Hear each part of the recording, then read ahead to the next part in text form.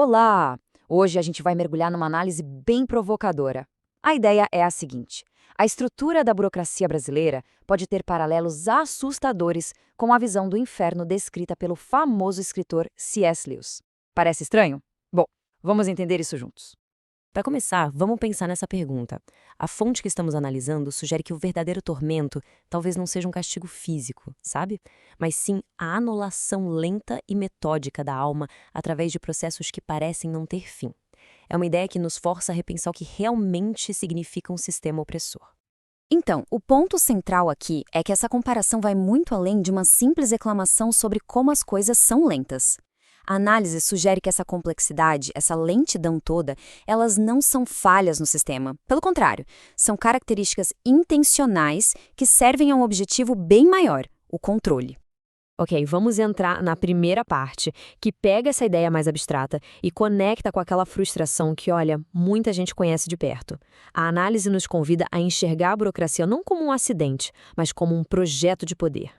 E esse exemplo ilustra perfeitamente a realidade meio kafkiana que a fonte descreve. Existe um relato de um cidadão que precisou vender um bem, a moto, só para cobrir os custos de cartório de um outro bem. É um ciclo que empobrece, onde a pessoa trabalha só para alimentar a máquina que a aprisiona.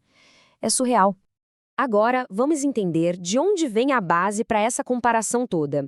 A análise se apoia muito na obra de C.S. Lewis, que imaginou um tipo de mal bem diferente do que a gente costuma pensar. Esse contraste aqui é fundamental para entender o argumento. De um lado temos o inferno clássico, o de Dante, cheio de fogo, de punição física. Mas do outro, Lewis nos apresenta algo muito mais moderno e, convenhamos, talvez até mais assustador: um escritório. Um lugar onde o mal não é feito com ódio, com paixão, mas com processos, com memorandos, com frieza. E para isso, Lewis criou o termo baixarquia. A ideia é genial.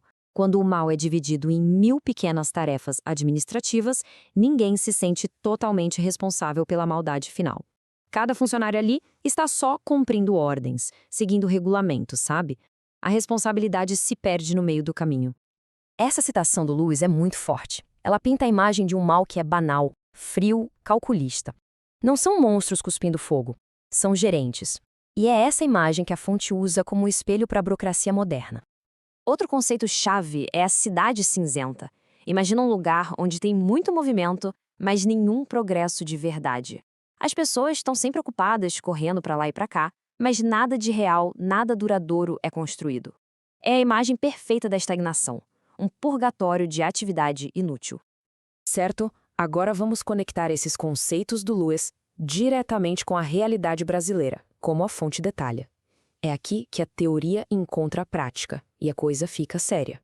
O sistema de cartórios é apresentado como um exemplo perfeito disso. A lógica por trás de tudo, segundo a análise, é a desconfiança.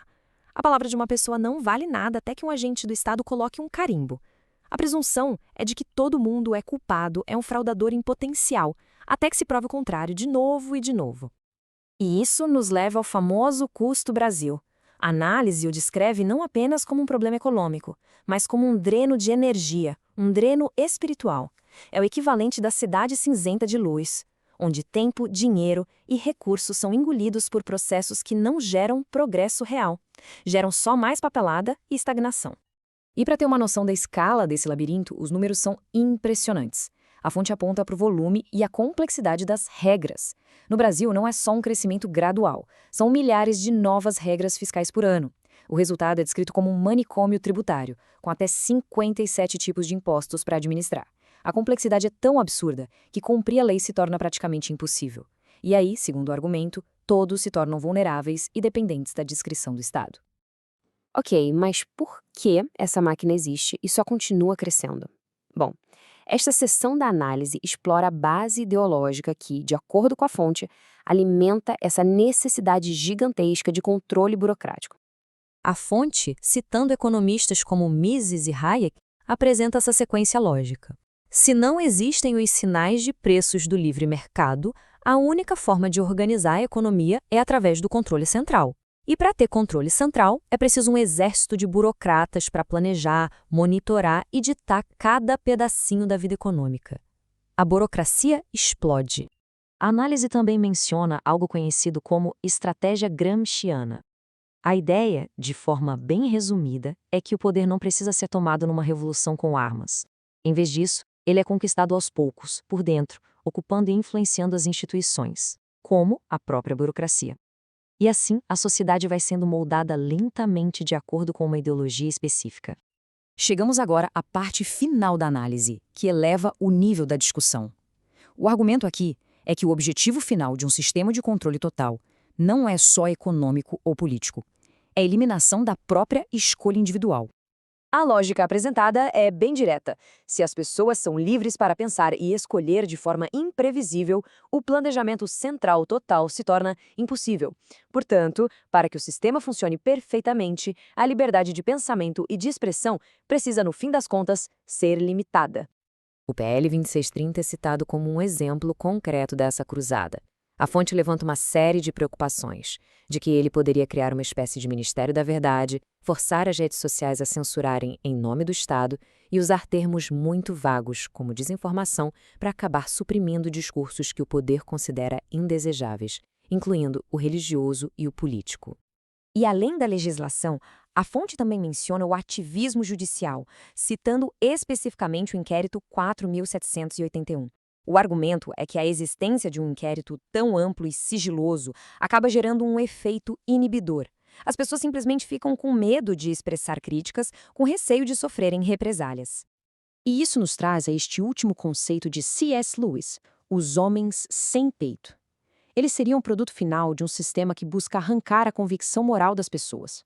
São indivíduos que obedecem por medo, por conveniência, mas não por um senso de certo e errado. É o cidadão que não questiona, só cumpre ordens. Então, para amarrar tudo, o ponto crucial da análise é este. A luta contra a burocracia excessiva e contra o controle da expressão vai muito além de política de esquerda ou direita. Ela é apresentada como uma defesa do livre-arbítrio, da dignidade humana, contra um sistema que parece buscar anular as duas coisas. E terminamos com essa pergunta que fica para reflexão. A análise nos deixa com a ideia de que a característica mais fundamental do ser humano é a capacidade de escolher.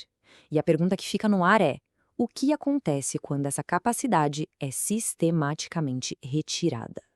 Fica aí o pensamento. Obrigado por acompanhar esta análise.